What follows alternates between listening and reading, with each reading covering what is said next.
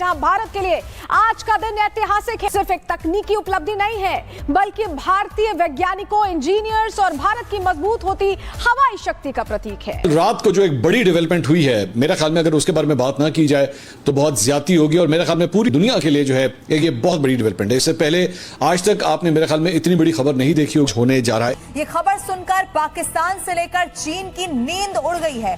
भारतीय सेना को स्वदेशी स्टील्थ फाइटर जेट मिलने जा रहा है। ये एक ऐसा ताकतवर फाइटर जेट है जो रडार की पकड़ से बाहर दुश्मन की सीमा में घुसकर तबाही मचाने की क्षमता रखता है। अब जिसकी एक झलक ही पाकिस्तान और चीन के रक्षा गलियारों में खलबली मचा रही है। अब वक्त है दुश्मन के डरने का, क्योंकि भारत की नई उड़ान आफत बनकर अब आने वाली है। पूरा स्टेल्थ जंगी जहाज है जिसे कोई पायलट नहीं उड़ाता है, और स्टेल्थ का मतलब होता है कि ऐसा जहाज जो दुश्मन के रडार की पकड़ में आसानी से ना आ सके। और इसकी ताकत जो है वो सबसे हैरत अंगेज है। जहां पुराना शाहिद ड्रोन सिर्फ 20 किलो बारूद ले जा सकता था, वहां ये ड्रोन जो है ये एक ही बार में तकरीबन 270 किलो तक का ठीक निशाने पर लगने वाला गोला बारूद ले जा भी सकता है और गिरा भी सकता है। जिसमें इंडिया की जायंट लीप नजर आ रही है। इंडिया ने एक बड़ी छलांग लगाई है।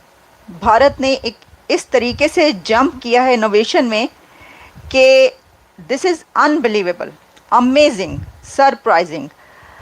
भारत ने भविष्य की जंग के लिए एक बड़ा कदम उठाया है। बेंगलुरु की भारतीय defence company flying wedge defence and aerospace ने अपने AI piloted fighter aircraft programme का पहला flying demonstrator FWD supreme light पेश किया है। यानी अब भारत ऐसे लड़ाकू विमान की दिशा में आगे बढ़ रहा है जिसके कॉकपिट में इंसान बैठकर हर वक्त विमान नहीं उड़ाएगा, बल्कि AI की मदद से विमान को ऑपरेट करने की क्षमता विकसित की जाएगी। यानी कि आगे चलकर भविष्य में बिना पायलट के AI की मदद से विमान उड़ाए जाएंगे। करीब 250 किलो वजन का FWD सुप्रीम लाइट फिलहाल टेस्टिंग के दौर में है और कंपनी इसकी पहली उड़ान 2026 की तीसरी तिमाही में कराने का लक्ष्य लेकर चल रही है। इस वक्त एक अजीबोगरीब किस्म की एक कैफियत है, और उस कैफियत में ना भी पूरा पाकिस्तान है बल्कि पूरा इंटरनेशनल मीडिया है कि आखिर गुज़श्ता 12 से 14 घंटों के अंदर हुआ क्या। ये कहानी क्या थी, ये किसने किया है, हासिल कोई क्या करना चाह रहा था। ये एक पूरे का पूरा नादिर हाई ड्रामा पाकिस्तान के अंदर, एक बहुत बड़ा ड्रामा नादिर पाकिस्तान के अंदर क्रिएट हुआ, थरथली मची है। ये नॉर्मल नहीं है, ये नॉर्मल नहीं है। ये बहुत बड़ी डेवलपमेंट है जो 12-14 घंटों में हुई है। उस भारत के लिए ये कदम इसलिए खास है क्योंकि दुनिया में अब हवाई युद्ध का तरीका तेजी से बदल रहा है। पहले बात होती थी कि किस देश के पास कितने ज्यादा फाइटर जेट हैं और किसके पास विमान ज्यादा ताकतवर हैं, लेकिन अब सवाल ये भी है कि कौन सा देश ऐसे एयरक्राफ्ट बना सकता है जो AI की मदद से बिना इंसानी हस्तक्षेप में काम कर सके और जरूरत पड़ने पर एक दूसरे के साथ तालमेल बनाकर मिशन पूरा कर सके। चीज आती है तो डिफेंस टेक्नोलॉजी है, इंडस्ट्रियल जो मिलिट्री इंडस्ट्री है उनकी, दे आर फार सुपीरियर। खासतौर पर नेटो स्टैंडर्ड की उनकी चीजें हैं, उनके जहाज आप देखें, उनके जो ड्रोन्स आप देख लें टॉप क्लास हैं, उनके आप एयर डिफेंस सिस्टम। ये बात हम नहीं तब्दील कर सकते हो, क्योंकि उसकी वजह ये है कि अमेरिका का परमानेंट जो चैलेंज है वो चीन से होगा, और मगरबी दुनिया इंडिया को ही देखती है कि वो चीन के खिलाफ काउंटर बैलेंस जो है वो करेगी। तो इसमें हमें जो हम बार बार कह रहे हैं, जो पाकिस्तान का एक मसला है कि हम शॉर्टकट चाहते, शॉर्टकट से कोई हमारे अकाउंट में पैसे डाल दे, शॉर्टकट से जो है वो अभी औरंगजेब साहब गए हैं कि जी मैं 10 अरब डॉलर की क्रेडिट लाइन जो है वो अमेरिका से लेना चाहता हूं। ठीक है जी, इन्हीं शॉर्टकट्स पे हमने कभी इस मुल्क को आगे जाने नहीं दिया।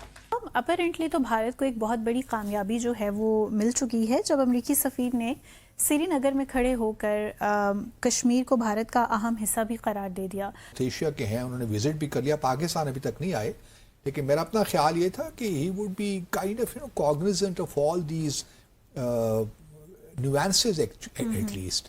लेकिन वहाँ जाके श्रीनगर में आपने कह दिया कि जी ये अहम हिस्सा है, ये नहीं कहा कि इंटेग्रल पार्ट है। थोड़ा सा हम अभी भी मार्जिन दे सकते हैं, बल्कि उन्होंने ये कह दिया कि इम्पॉर्टेंट पार्ट है, तो पार्ट मीन्स पार्ट। लेकिन वो पार्ट किस हद तक है वो एक अहम है, मतलब इस पर डिबेट हो सकती है। अगर सर्जियो गोर चाहें तो अपनी स्टेटमेंट को ट्विस्ट दे सकते हैं, न्यूएंस उसमें अभी तक है एक छोटा सा। तो मेरा अपना ख्याल है कि जब state department, I am sure कि कहीं ना कहीं से सवाल होगा, क्योंकि इस पे पाकिस्तान की हुकूमत ने बाकायदा यहाँ पे जो अमरीकी नाज़िम उल अमूर हैं उनको बुलाकर एहतजाज किया है, और उसी दिन किया है कि ये आपके सफ़ीर जो हैं वहाँ पे उन्होंने बिल्कुल इर्रेस्पॉन्सिबल ये स्टेटमेंट दी है। उनको क्या मालूम नहीं है कि जम्मू और कश्मीर का तनाज़ा एक इंटरनेशनल डिस्प्यूट है, उस पर UN सिक्योरिटी काउंसिल की रेजोल्यूशंस हैं, उसमें आपकी अपनी कितनी पॉलिसी स्टेटमेंट्स हैं, सदर ट्रम्प की कितनी स्टेटमेंट्स हैं कि वो कश्मीर में मीडिएशन करवाना चाहते हैं। तो ये एम्बेसडर गोर ने कैसे ये बयान दे दिया, बात समझ में तो नहीं आती ना। तो ये एम्बेसडर गोर ने, अब ये पता नहीं है कि ये स्लिप ऑफ टंग है या कोई अनइंटेंशनल है। वो मतलब श्रीनगर, नो डाउट जम्मू और कश्मीर तो एक बड़ी ज़बरदस्त खूबसूरत रीजन है ना जी, इसमें तो कोई शक नहीं है। तो उस खूबसूरती से मरूब होकर उन्होंने ये बयान दे दिया, क्या मतलब हुआ कि या उनकी ज़ुबान से निकल गया, कोई फॉर्मल स्टेटमेंट तो नहीं थी ना, मीडिया के साथ इंटरेक्शन था। तो अब बाज़ औक़ात होता है कि ज़ुबान से कुछ चीज़ निकल जाती है, लेकिन मेरा अपना ख्याल ये है कि शायद ये स्पॉन्टेनियस नहीं था मामला। उन्होंने शायद ये सोच रखा था कि मैं, अगर मुझसे ये सवाल हुआ तो मैं ये बात करूँगा, क्योंकि सर्जियो गोर साहब। नमस्कार दोस्तों, जय हिंद। दोस्तों, भारत की पहली AI फाइटर जेट, जी हाँ दोस्तों, स्टेल्थ फाइटर जेट जो इस वक्त दुनिया में अभी भारत ही बनाने का प्रयास कर रहा है। कई देश ऐसे लगे हुए हैं, लेकिन अभी किसी देश को सफलता नहीं मिल पाई है, लेकिन भारत में अब इसे बनाने की ओर आगे कदम बढ़ा चुका है। और जिस तरह से ये बताया जा रहा है कि भारत आने वाले 2026 के लास्ट महीने में इसका टेस्ट करने जा रहा है, तो ये साफ दिखाता है कि भारत इस पर किस तरह ध्यान दे रहा है, क्योंकि आने वाला समय इसी तरह के फाइटर जेट का होने वाला है। और ये देखने के बाद इस वक्त पूरे पाकिस्तान में मातम छा गया है। वहीं दूसरी तरफ दोस्तों, एक और बयान जो कि बहुत चर्चा में, पाकिस्तानी उस पर रोध होकर निहाल हो चुके हैं, जैसा कि आपने इस वीडियो में देखा। आपको क्या लगता है दोस्तों? आप अपनी राय कमेंट बॉक्स में जरूर बताएं। मिलते हैं नेक्स्ट वीडियो में, तब तक के लिए जय हिंद, जय भारत। बट लेकिन उसका हरगिज़ ये मतलब नहीं है कि आप उस हद तक चले जाएं कि जो आपकी अपनी हुकूमत है उसकी पॉलिसी के ख़िलाफ़ आपको ये स्टेटमेंट दे दें। तो पहले तो मैं उम्मीद यही करता हूँ, जो तरीक़ाकार होता है, एक साइफर ज़रूर आया होगा एम्बेसडर सर्जियो गोर को वाशिंगटन से कि आपने बयान दिया, तो ज़रा एक्सप्लेन तो हमें करें कि किस तरह ये आपने बयान दिया, इसकी वजह क्या थी, तो क्या हुआ, ये तो हमारी पॉलिसी के ख़िलाफ़ है। और एम्बेसडर सर्जियो गोर थोड़ा बहुत अब रिग्रेट भी कर रहे होंगे, क्योंकि मैंने क्या अपना एक लिहाज है ना, जो अपनी लाइल्मी का उनसे इजहार हो गया ना, उन्होंने अपने आप को एक्सपोज कर दिया कि मेरा तारीख से कोई ताल्लुक नहीं है, मुझे तो इस डिस्प्यूट के बारे में कुछ पता ही नहीं है, तो मैंने तो वैसे ही कह दिया।